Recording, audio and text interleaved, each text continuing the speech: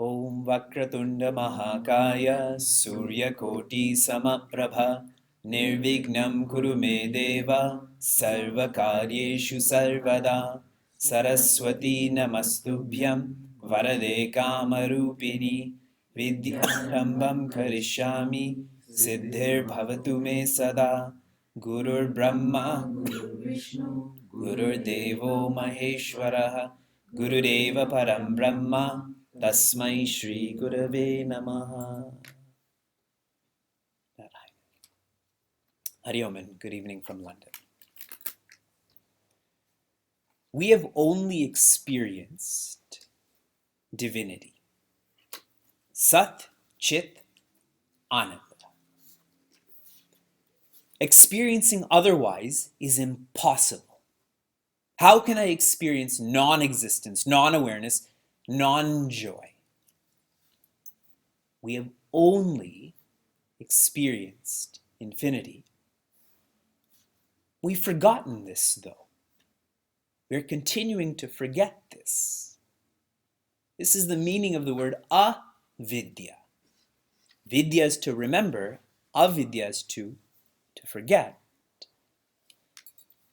When we forget that we're experiencing divinity, we have this propensity to be drawn to expressions of good versus evil.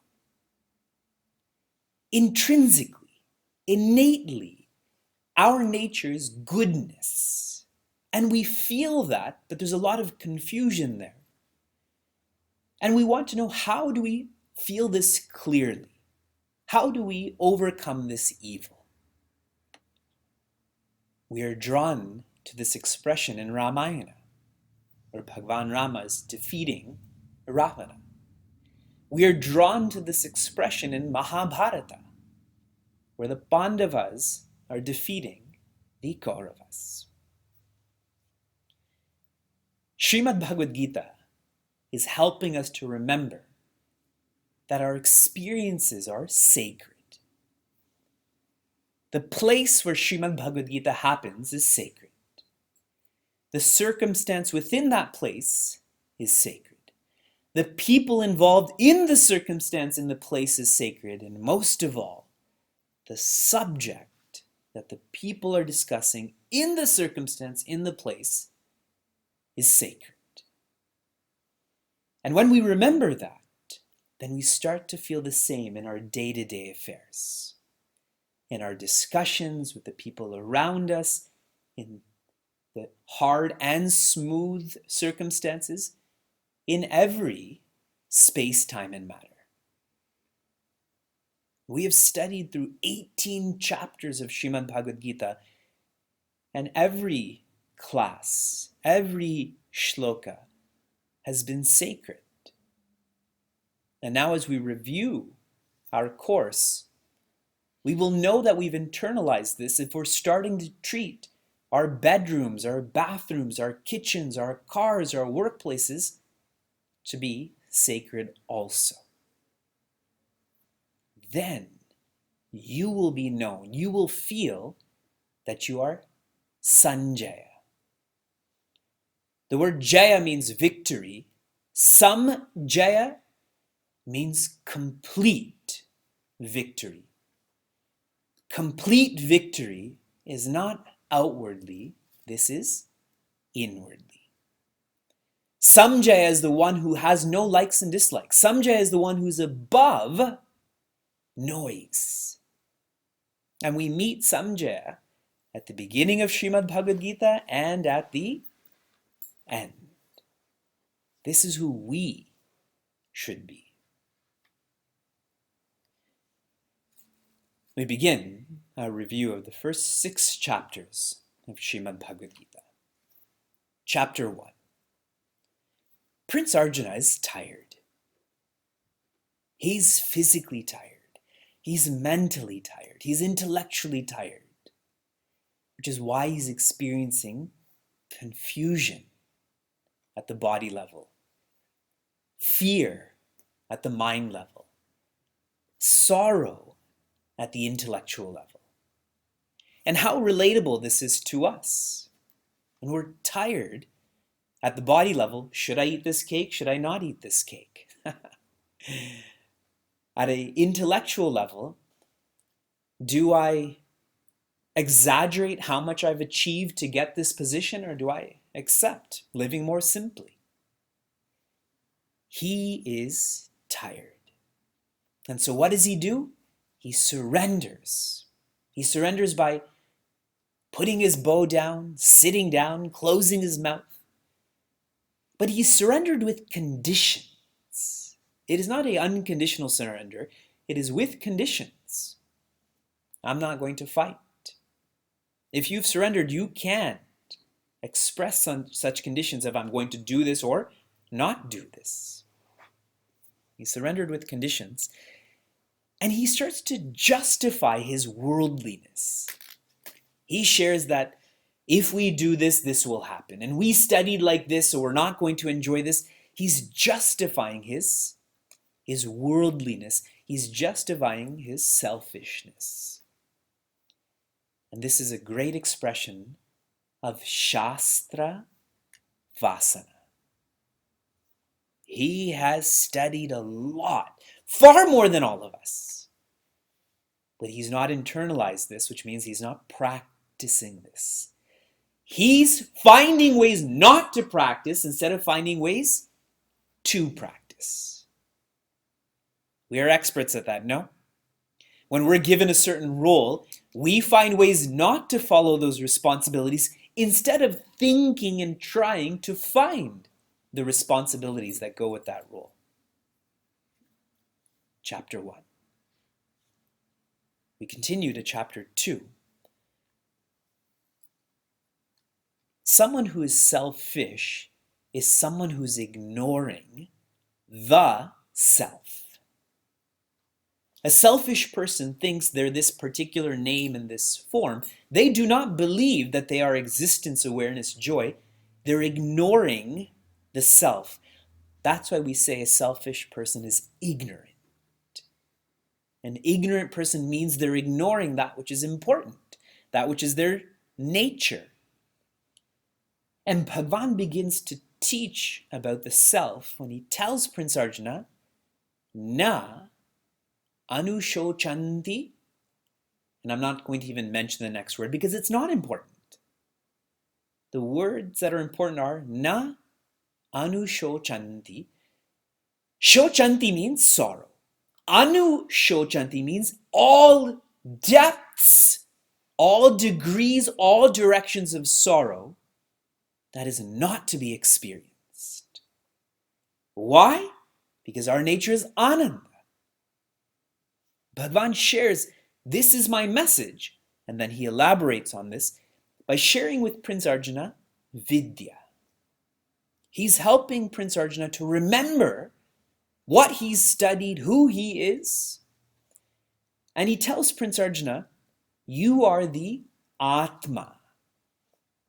The closest part of you, the central part of you is Atma. Atma is infinite. There is no feeling of I'm killing or going to be killed, that I'm deserving or I'm the doer. There's no sense of that when one is identified with Atma.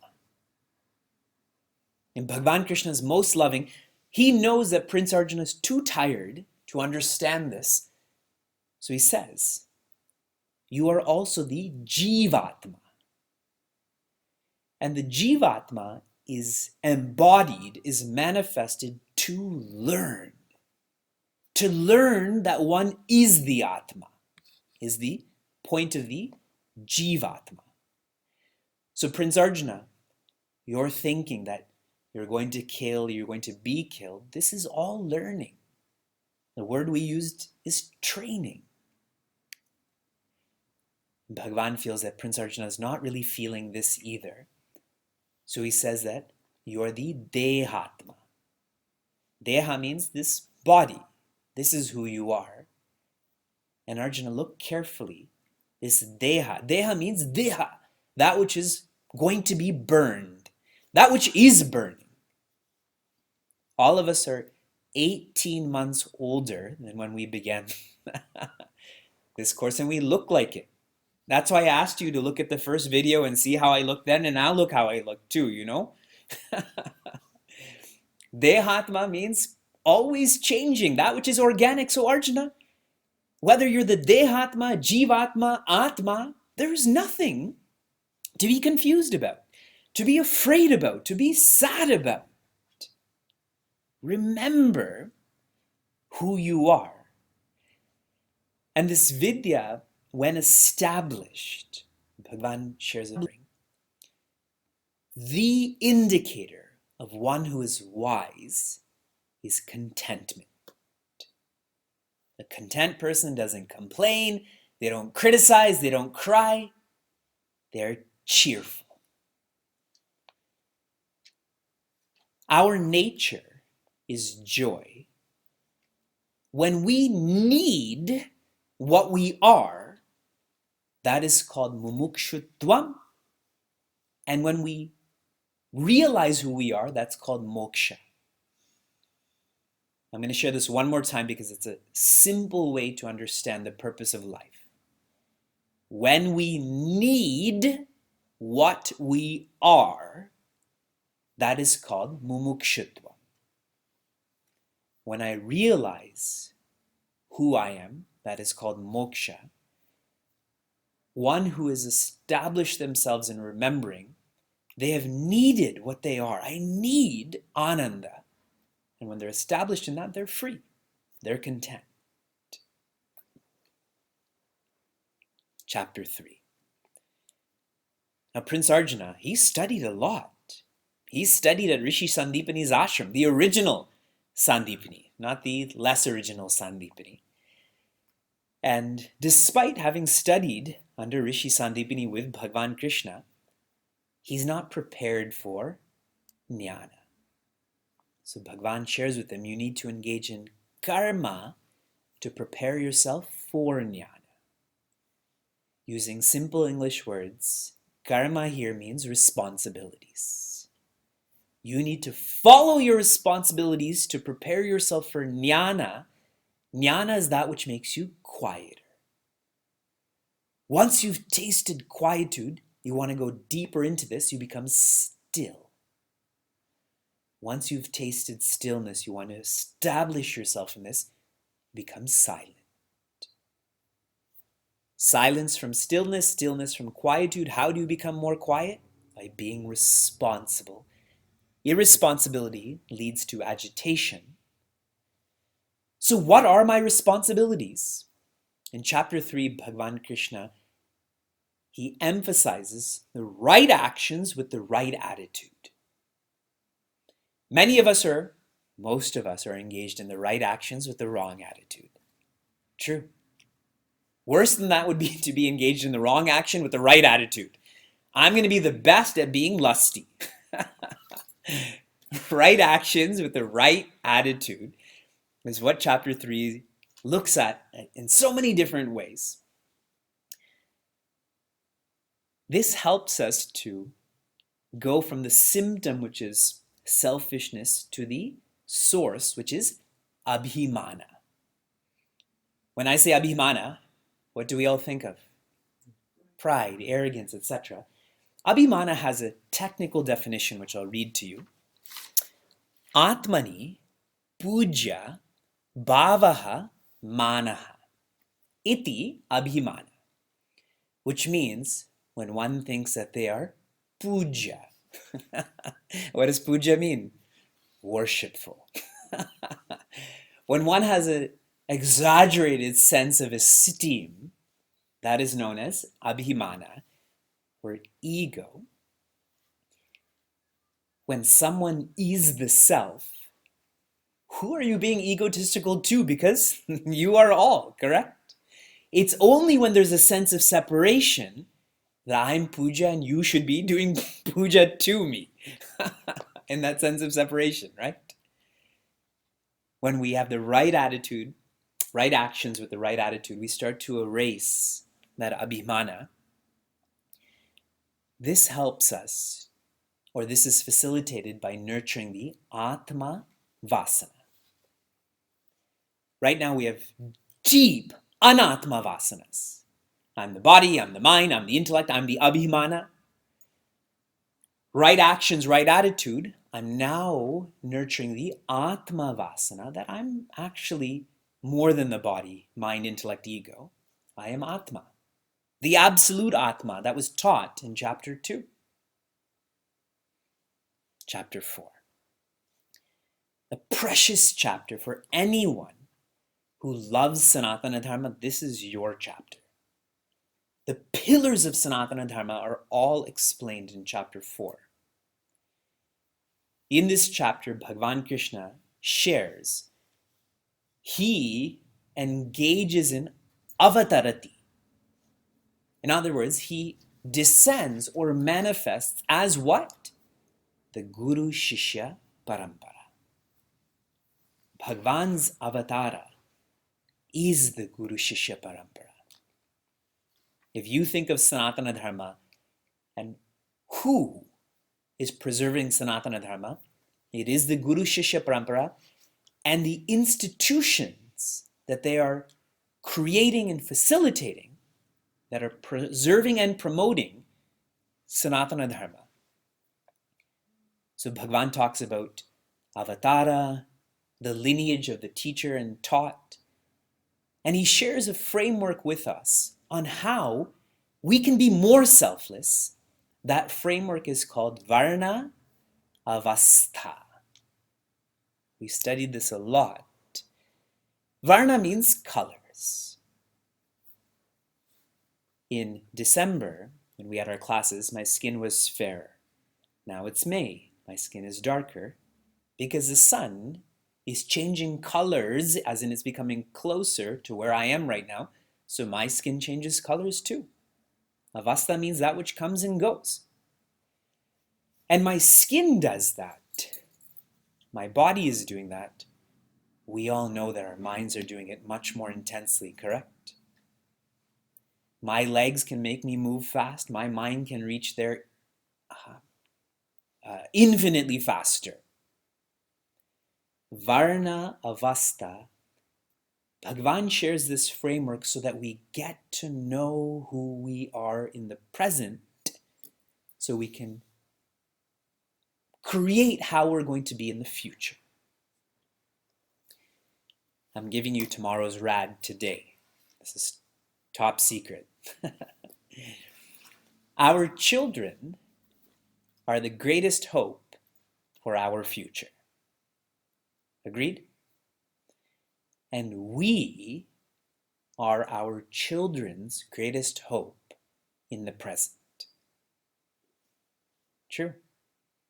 So the more that I invest in my children today, in the present, then they will invest in me in the future. When I know who I am now, that I am lazy and impatient and frustrated, then I can work out of that. And if I'm really thinking about this deeply, I know that these varnas belong to the not me, body, mind, intellect, ego, but I'm deeper than that. How do I change me? Another important part of chapter 4 was the focus on yajnas. And we had studied, I believe, 12 yajnas over 7 shlokas. And the framework for the yajnas is the offerer, offering, offered, that's offered to, and what does yajna mean? Dedication. The fourth part is dedication. It's the dedication that pulls the offered to, the offering, and the offerer. And Bhagavan shares how this idea of right actions with right attitude, this has to be perpetual. With your eating, with your driving, with your thinking. We explored all of these yajnas. When someone lives a life of dedication, they start to appreciate, they start to have faith. This chapter is completed with the emphasis on faith, that there's a difference between spirit and matter. When I don't appreciate that, when I don't have that faith, I always feel I am the doer. I, right here, matter. But now I'm practicing selflessness. There is a separation between spirit and matter. That sense of deservership, I'm freed of that. That sense of doership, I'm releasing myself from that. Divinity is in the details. If we don't know all of this in detail, we'll say Aham Brahmasmi, but never have clarity of knowledge in feeling that. Chapter 5. Those who are following this teaching of selflessness, to be selfless without deservership, now they want to be selfless without deservership and without doership. And the way that this comes to life is having less likes and dislikes. Less likes and dislikes is me letting go of this deservership. And deeper than letting go of likes and dislikes is transcending likes and dislikes where there's no doership either. So chapter 5 is taking us from preparatory sannyasa to full sannyasa. And the framework we emphasized a lot in chapter 5 is, as we're going about our life, when we look out, initially what we see when we look out is Shakti. We see people's power. We see people's possessions. We see people's pleasure. But now that I'm going deeper into me, I go deeper into people, I stop seeing power or Shakti. I start to see Srishti. I see creation. Instead of the created, I see the creation. And as I go deeper into me, past likes and dislikes, deservership, doership, I start to see Sat. I start to see the creator or existence. So chapter 3, 4, 5 are magnifying selflessness. Chapter 3, live selflessly. Chapter 4, live selflessly without deservership. Chapter 5, live selflessly without doership. Chapter 3, look at the power of people. Chapter 4, go deeper and see all as creation. Chapter 5, go deeper and see Sat, that there is the oneness that is uniting all. This is the methodology to invoke Shuddhi. What Shuddhi? Chitta Shuddhi, or purity of the mind, memory, intellect, ego. And where there is Shuddhi, then there is Pramana. What Pramana? Jnana Pramana. Where there's purity of mind, then knowledge becomes authoritative. We have knowledge, but it's not authoritative, so it's just information. Do you think 500 years from now that Bhagavad Gita is going to change? This is already millions of years old. Old is even the wrong word. So if I'm not being enlightened right now, it's because there's no Shuddhi. The Pramana is there. But if 500 years from now, then I have Shuddhi and I study in the Bhagavad Gita course, then this Jnana has become Pramana. It's not information, it's knowledge. This is about me.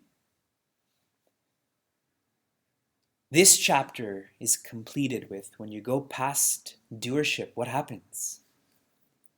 Bhagavan shares how much he loves you.